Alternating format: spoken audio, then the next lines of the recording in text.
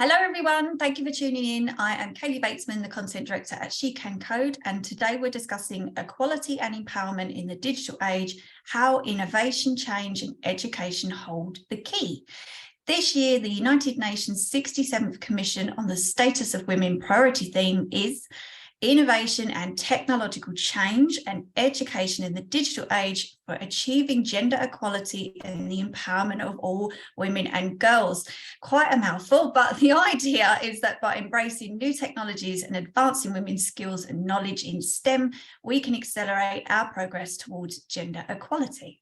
Now, today I'm lucky enough to have three wonderful ladies from Capco joining me to discuss this. With me from Capco, I have Kimberley Michaels, Managing Principal Banking and Payments Technology, Meera Solanki, Senior Consultant Technology Delivery, and Ineshka de Silva, Senior Design Consultant Innovation and Design. Welcome, ladies. Thank you for having us. Thank you. Thank you. So we've got so much to cover today, but can we start with a bit of a background about each of you, please? Kimberley, can we start with you? Sure. So it's a pleasure to be here today for such an important conversation. I started my career a long time ago in the late 90s, and I fell into technology with Y2K. So I have most of my career, I've been in the banking space, either through consulting, working for a software company, or working for a bank, delivering operational technology change. Fab. And Meera? Yeah, likewise. Lovely to be here. Super excited for this conversation. I have always lived and breathed STEM. So I studied maths at school. I studied computer science and maths at university. And then I've worked for about 10 years, all in financial services in technical roles. And then I'm now at Capco, also doing a technical role. And yeah, super excited for this conversation. Wonderful. Ineshka, yourself? Yeah, so I've been in the design and tech industry for about coming up to 6 years now. I studied product design. I've always been a creative thinker with a bit of a technical side of thinking as well. And I actually only recently got into finance. So I started off my career with marketing background, had a small career shift, and then moved into product design where I could kind of get my teeth sunk into research, product design, and creating innovative digital experiences. Fabulous. So all slightly different routes in, but all seem very happy that you're all working in technology. So that's good to hear. So we have so much to cover today on this topic. So I'd like to kick off with, why do you think it's important for girls to have access to education and clear routes into diverse workplaces? Meera, should we start with you? Yeah, I mean, I spoke briefly in my intro about how I started with an education, a STEM-related education, starting in maths, and I've kept that going as a current through everything I do in my professional career as an adult as well. I think that one of the most obvious answers is that we think about the industry today and the workforce today, but education is a great place for us to start preparing for the workforce tomorrow and of the future. If we can ensure that we're addressing girls' interests and encouraging them at a school level and at early education levels, it's one of the easiest and quickest wins to ensure that we can have a diverse workplace and workforce in the future as well. Education is the start of a lot of people's careers and the decisions that they go on to make. And if we can have a huge impact at that level, it really will reap benefits for the whole, for generations to come. Yeah, and you're absolutely right. I think sometimes as well, you don't get girls early. By the time they're picking their university topics to study, the moment's already gone, hasn't it? It's kind of that opportunity's gone. Yeah, absolutely. And it's so interesting how different countries have different paths to education at different ages. But, being brought up in the UK and studying here, we had to make those choices quite young, I would say. So, the option to change trajectory can be that much more daunting if it happens later on in life. And so it just puts even more importance on making sure that whatever age and wherever you are growing up, you have access to that information, that encouraging nature, that allows you to pursue whatever you're interested in at the right time to make the best decisions for yourself. Yes, and yes. for me personally, I do think that's through education. Yeah, and you're right. I think having the choice to change paths as well is so important, and you're right, you don't always know at an early age anyway what you want to do, let alone the actual job or job title, for instance. Ineshka, is that something that you would agree with, having those clear routes into diverse workplaces for girls? Yeah, definitely. I mean, completely agree with everything Meera said. Education, it's obviously something that shapes students' opinions, their thoughts as they prepare for society. It influences children on all kinds of things, poverty, innovation, ethnic, racial inequalities. It really is a crossroad in a way where students start to, interact, learn, dissect different ideas and forge their own opinions. But as much as access to education is really important, I think there's also importance in acknowledging that the education system is broken in a lot of ways. I think schools are still teaching in ways that are standardized. And I guess the negative around that is that, we have 20 to 30 kids in a class, meaning, we can't cater as well for specific needs around children and their sort of individualistic personalities and traits, their background, and that in turn affects, creating those future diverse workplaces. So I think there's a lot, I can appreciate the importance of access to education 100%, but also I think there needs to be a lot more acknowledgement and action, I think, in improving the education system. And I think a couple of examples of that are around, even subjects like history. The curriculum doesn't, sometimes it's kind of known at the moment, at least in the UK, for covering certain groups, for example. A lot of the education system is around memorizing, repetition, regurgitation. We teach kids how to answer questions, but not how to find them. So I think there's a lot of things that we can change in education to kind of not only help access, but also to improve our prospects for diverse workplaces in the future. Yeah, and definitely working in technology, that is a question that comes up so often, isn't it? Just finding those questions and always having that mindset of learning and moving forward. And you're right, that's something that you're not really taught at school currently. It's why would you be expected to follow that through into the workplace? Yeah, exactly. And I think growing up as well, just on a personal note, I think even concepts around having a role model that looks like me, who is someone of an ethnic background.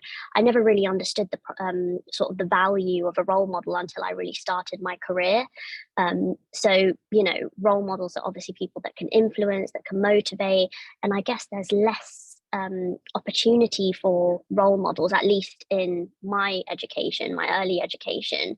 And, there's plenty of reports that show that having a lack of a role model or a lack of someone that represents you and the tech industry or the industry that you're interested in can be detrimental in deciding whether you even want to consider a career in tech, So, yeah.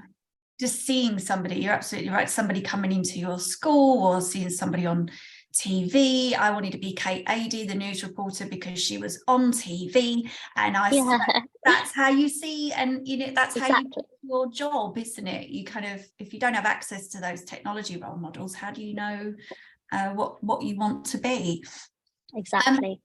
Meera, what benefits do you think diverse workplaces have? Are they good for business, good for the team, both, all of the above? I think there are some really obvious answers to that question. They are good for the workplace, they're good for the team. Companies who focus on diversity have been shown to have, above average returns in terms of a financial sense.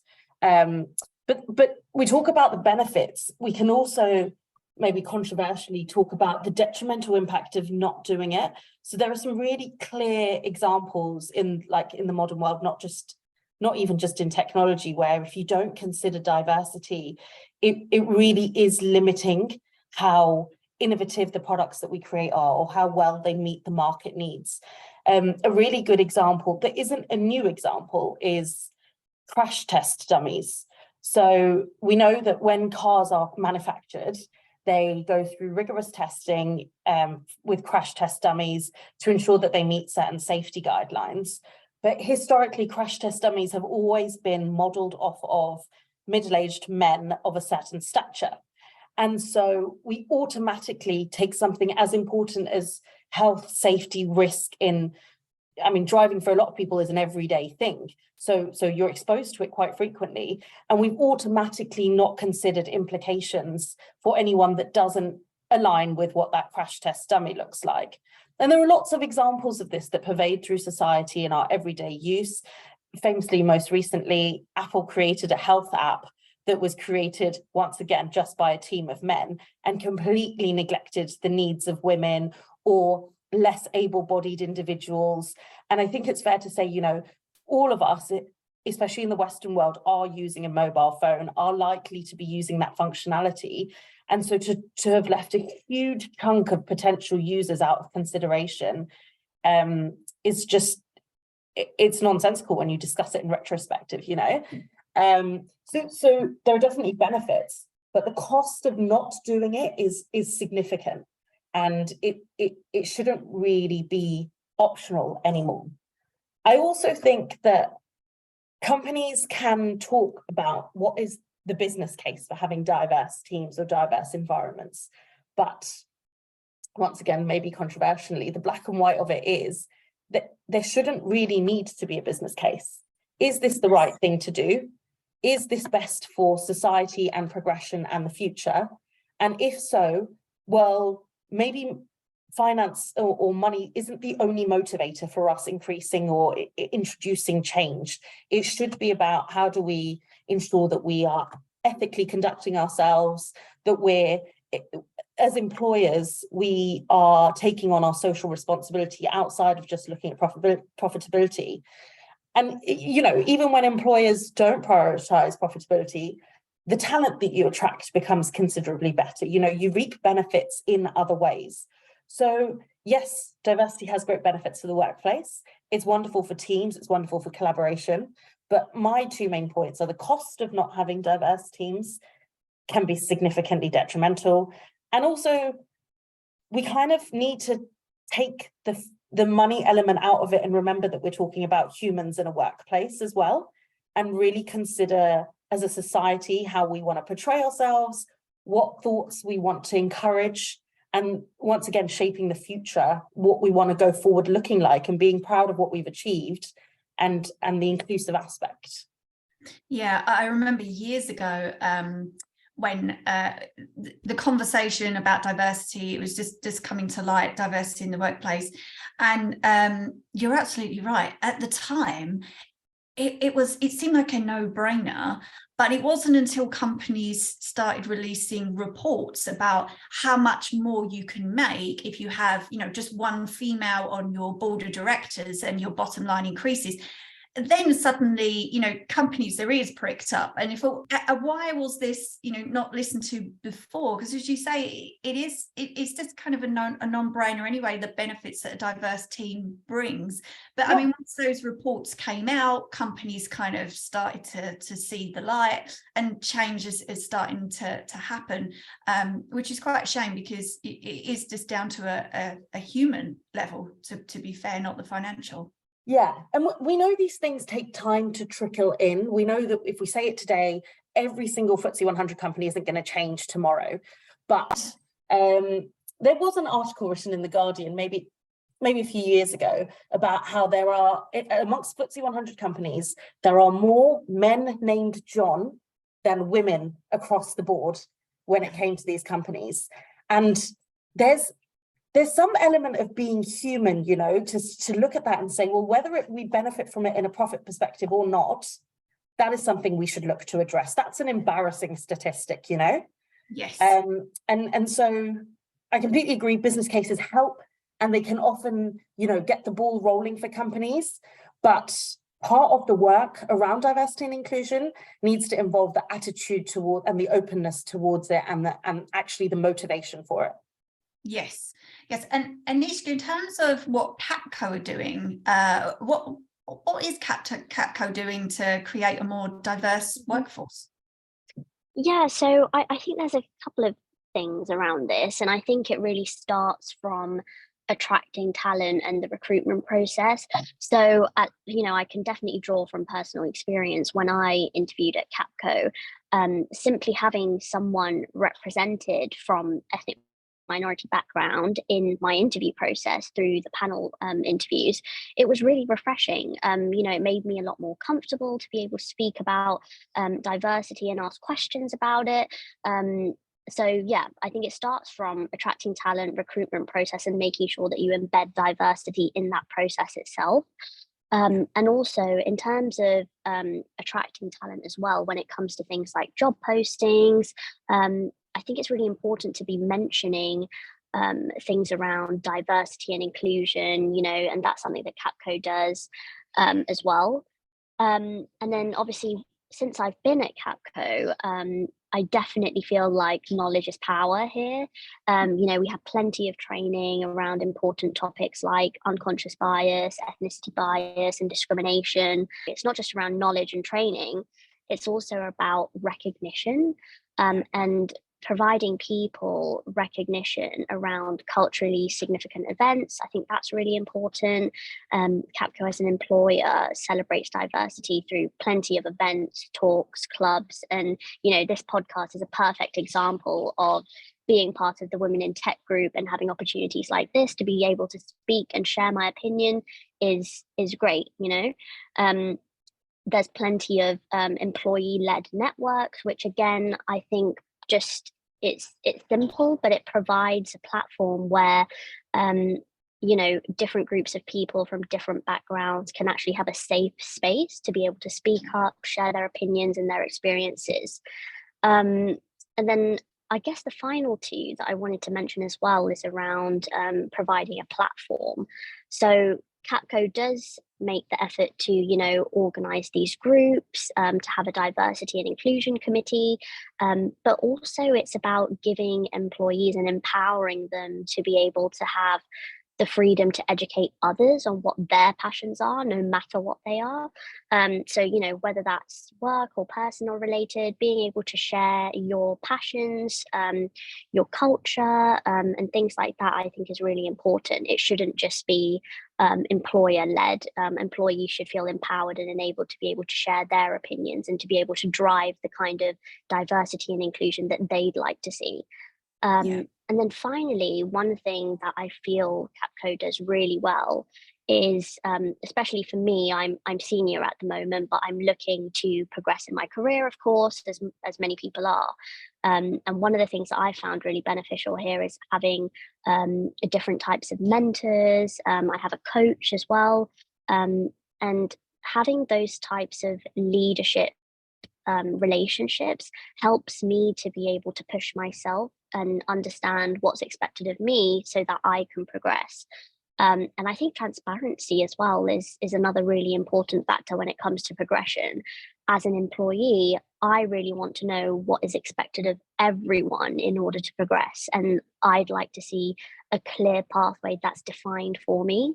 And that's something that Capco does really well. So we have specific levels, there's guidance of what type of achievements or milestones or goals that you should be setting yourself.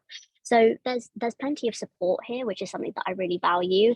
And again, by providing that transparency when it comes to progression and promotions, etc., that in itself provides everyone a better platform in terms of diversity and inclusion to progress together. So yeah, I think that summarizes it in a nutshell. Yeah, loads going on at Capco.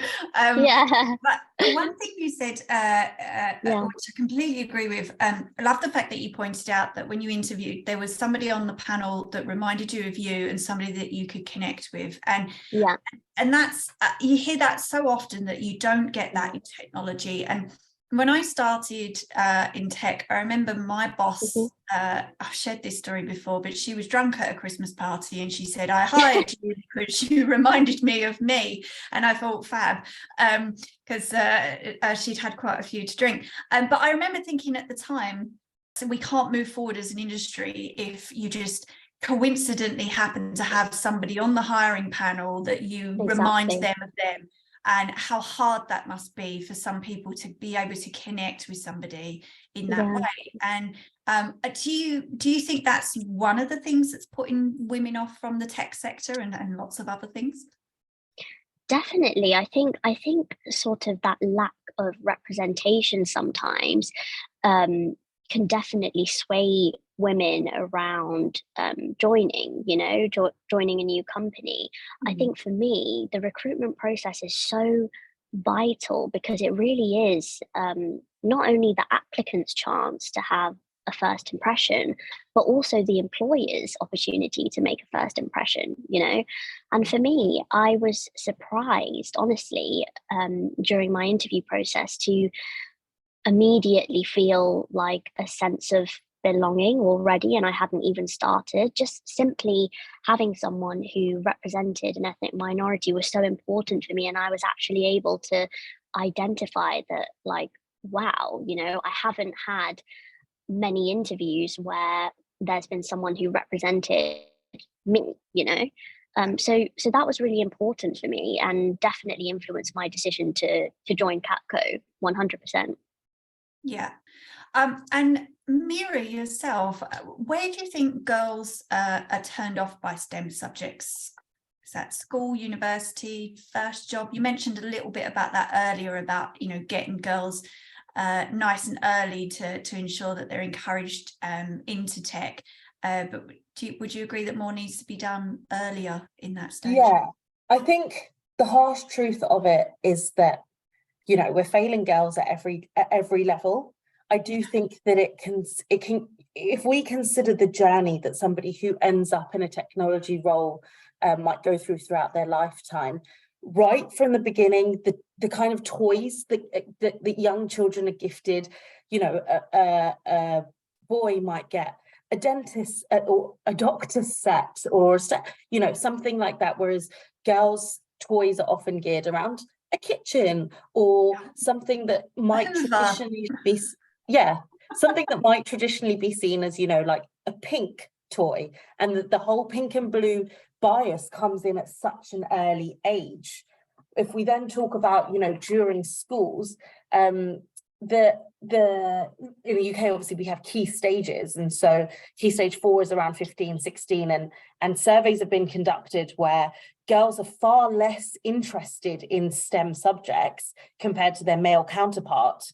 But then the same group, when asked what they think high paid jobs are, they all acknowledge, girls and boys acknowledge, that we believe STEM jobs is where you can have the most earning potential, yet that's not reflected in what their desire is in terms of, okay, what are you going on to study in further education? So it's not that girls don't know, it's that they are stifled at some point very early on, that at the ages of 15, 16, so young, they already have these impressions that actually that's not for me.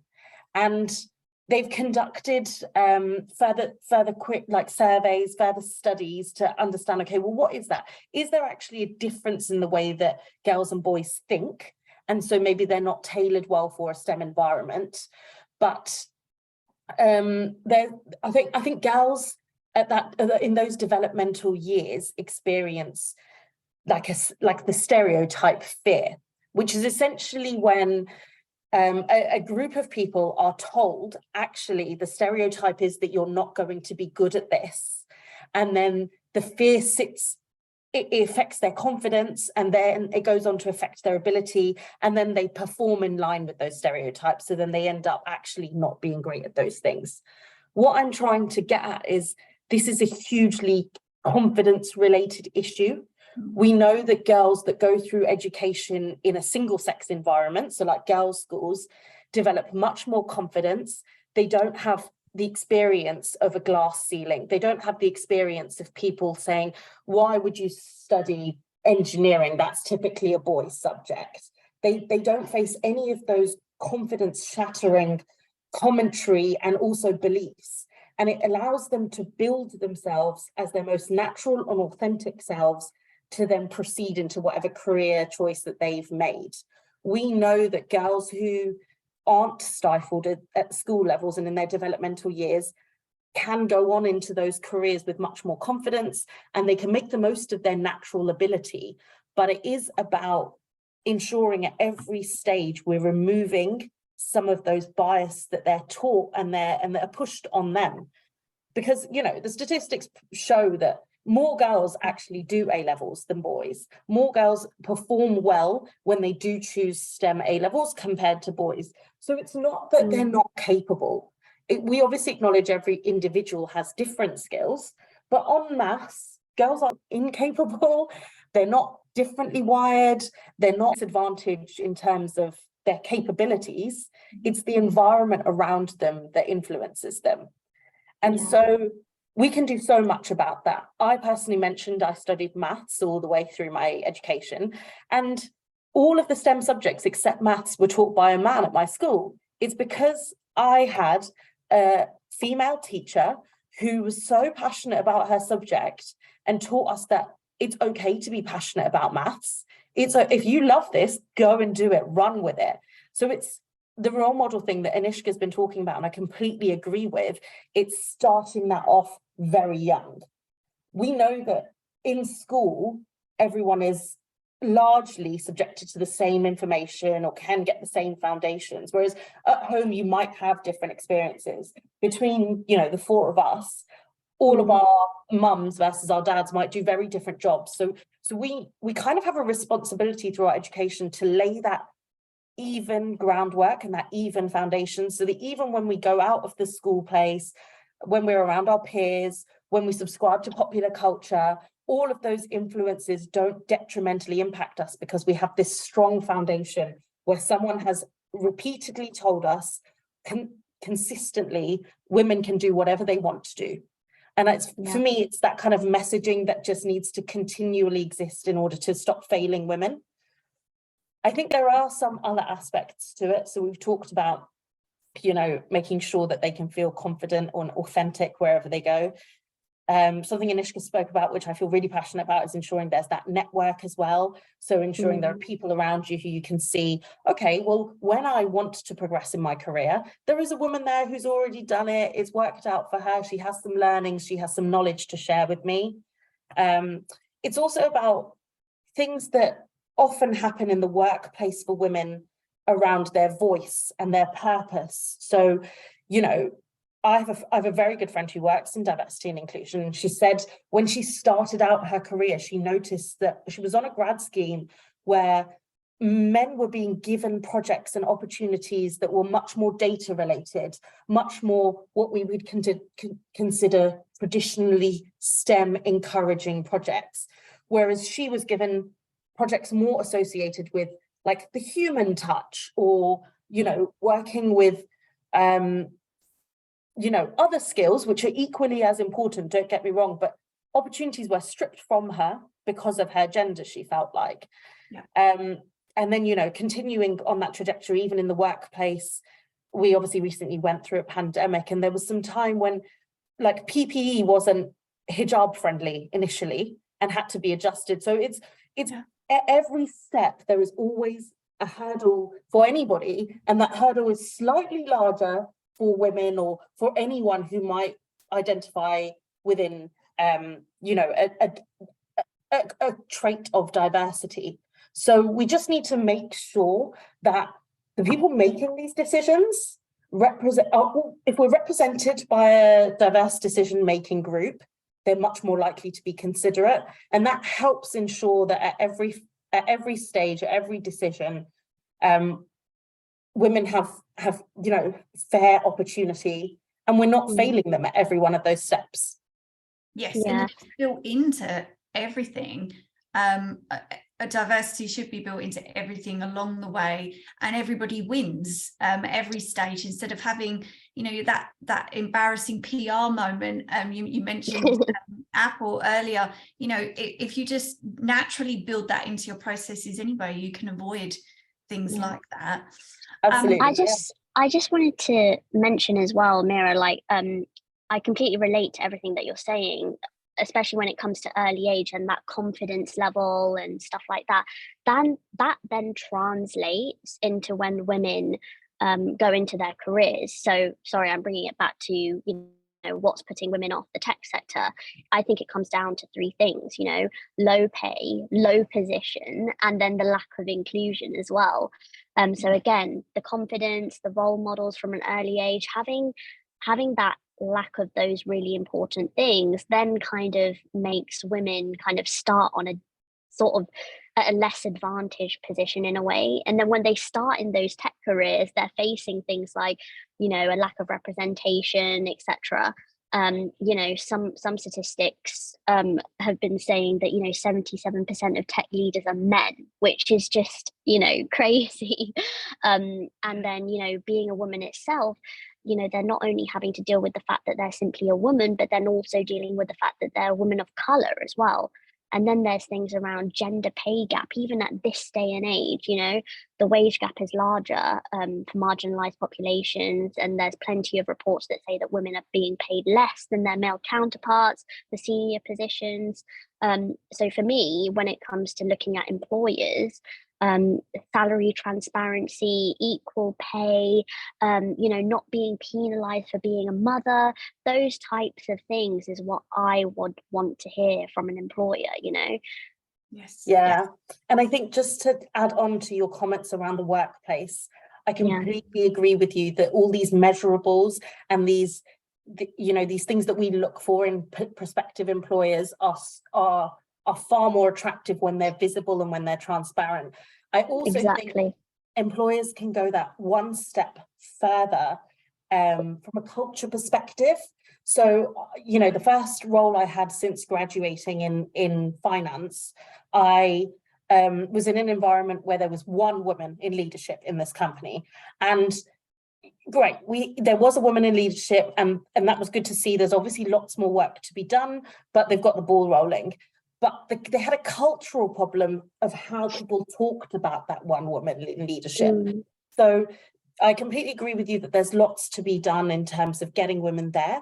There's lots to be addressed in terms of culture and ensuring that, as a young, naive, first role within my career, very impressionable, I want to be hearing people saying the right things and talking about women in leadership in the right way. I think that they were very discouraging or discrediting things being said purely because this person was a woman. And it's really unfair and dehumanizing to be like, oh, well, let's discredit everything she could have possibly achieved and only attribute it to her gender or to her ethnicity. And I think there really needs to be cultural work done across many sectors, and how we talk about women and their successes as well. Yes, and exactly how we talk about that. And Kimberley, I wanted to ask you about the small steps that individuals can take to champion women in tech. What do you think they are? So there's three things that when I was reflecting on this, listening to these young women here, and it's really focusing on mentoring programs. So I'm joining today on this podcast from the United States. So your perspective that you shared around education and how you're kind of locked into your career path at a certain point is very different than my experience on the other side of the pond. It's much more entrepreneurial in terms of how you determine your path in life. And if you decide that you want to go in engineering, you're not stuck there. You can switch to healthcare.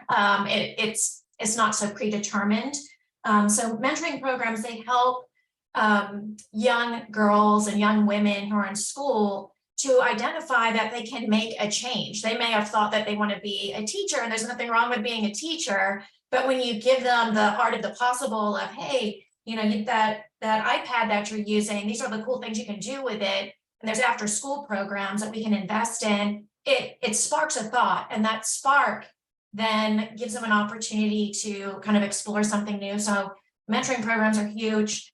I would also say, like in the workplace, giving individuals stretch assignments, meaning that you may not have a technical background, but you have a technical acumen, which in many cases is way more important, because you can study to learn something, but if you don't have the acumen to know what to listen for in your clients and your day-to-day life, you're not as relatable to, in our world, we're dealing with clients. So you can't just talk all code. You have to relate that to a business kind of perspective.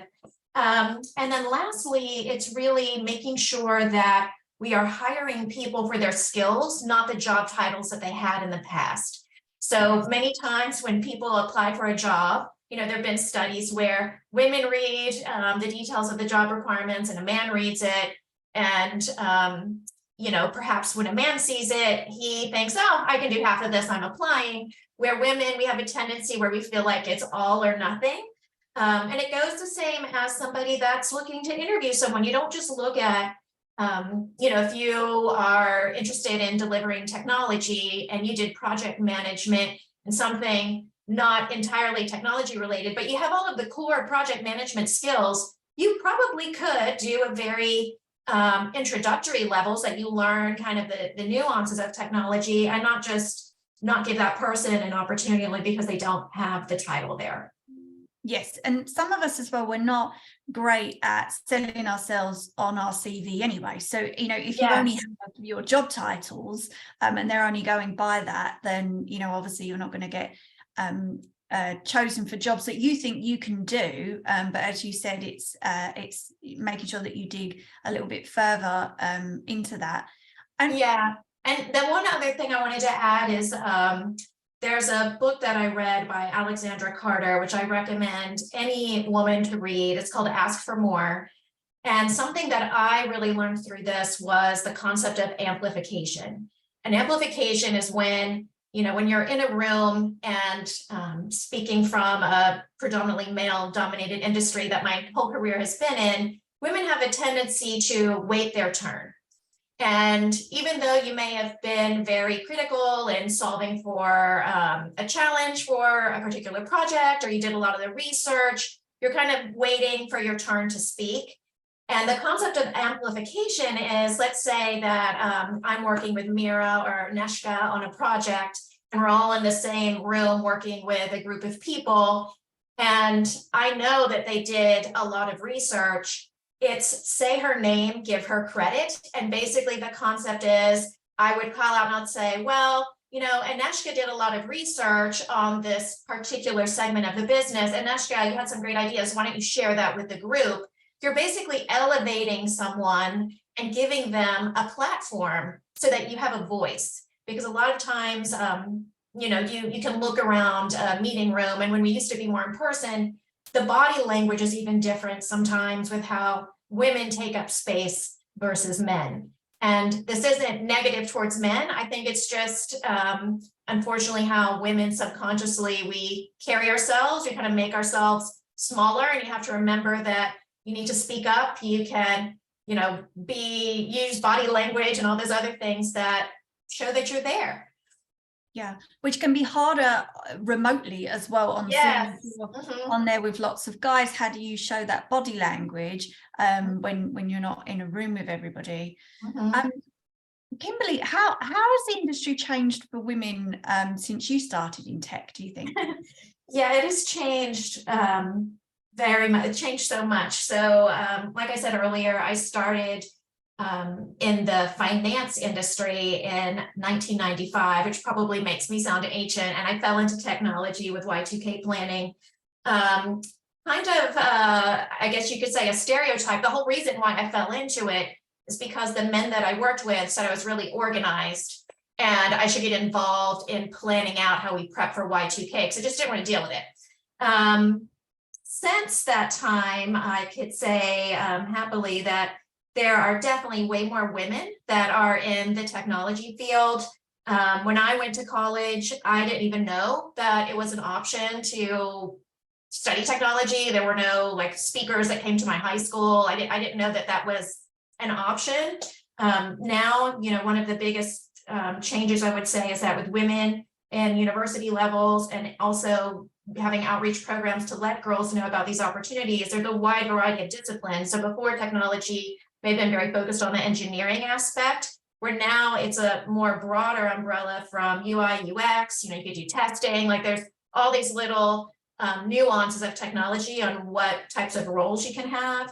I also think that some of the additional responsibilities that women may predominantly take on in their personal life as they advance in their careers, you know, things like having children, caring for aging parents, technology typically, even before COVID, was more remote friendly. So if you were trying to balance, you know, being a mother or taking care of someone, you could navigate your personal life and the demands a little easier because of that flexibility in your career. So I would say there's still a long way to go, but we have definitely made significant strides. And even with these two young women that have joined here today from Capco, like that's proof of that. Yes.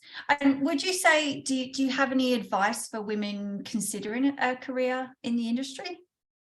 I would say that you have to never stop learning. So the one negative and positive of going to technology is you always have to stay on top of the latest thing. You are always a student, and it's very important that you have to balance. Don't try and learn every new thing. You want to focus on something that gives you expertise, so that you're a subject matter expert in a certain theme of technology. So there's this saying, someone once told me, you want to be the purple cow. So when you're driving down the road and you see the brown cows and the white cows, like you want to be the cow that really stands out because you really have proven that you know what you're doing in your craft. You have the right certifications to stand behind it. And you also have like empathy and good people skills. So I would say all of those things are very, very important. And most importantly, if you have those skills, if you aren't working on not only just building the relationships, but knowing how to leverage them, that will be an impediment to your career. My past 15 years, you know, when I've had various roles, it was all through people that I knew or I was introduced to. And your network is your gold mine. Yes. Yeah. Yes, I completely agree with growing your network. I love that. That's going to stay with me. You want to be the purple cow. That is definitely going to stay with me. Ineshka, is there any advice that you would give women considering a career in tech? Yeah, so definitely. I think I completely agree with the things that Kimberley has said, you know, around you know, kind of employing a beginner's mindset. I think that's really important, always having the willingness to learn. If you do have an interest in technology, then really kind of get to know yourself, practice self-awareness, you know, and start to ask yourself honest questions and answer them honestly. You know, what is it that you love about the tech industry? What do you not love? I guess what are your kind of affinities within tech? I guess just trying to enrich your understanding of the tech industry, and then trying to find, again, you know, what's unique to you. What do you feel you have more of a affinity towards? I think passion is like the most important thing as well. As long as you're passionate about what you're doing within the tech sector, I think you can go really far, you know. I think for me personally, design and doing creative work has been an absolute passion of mine. It's really and truly an extension of my hobby, and that's why I feel like I've been successful so far in my career, you know. And then again, I think it's also around community. There's lots of opportunities out there, and I think sometimes it's just a case of trying to, you know, as Kimberley said, trying to leverage the right people, trying to leverage and build a network, trying to make use of the communities that are available to you and the opportunities that are available to you. I think that's really important as well. and also being able to, again, find mentors. I think mentoring it's always something that I wish I did earlier, because I only really started doing it once I was already in a tech career. I do feel like having a mentor earlier would have really helped me, would have sort of helped guide so many different kind of decisions that I was going through, even when I was deciding what exactly I wanted to do within the tech industry.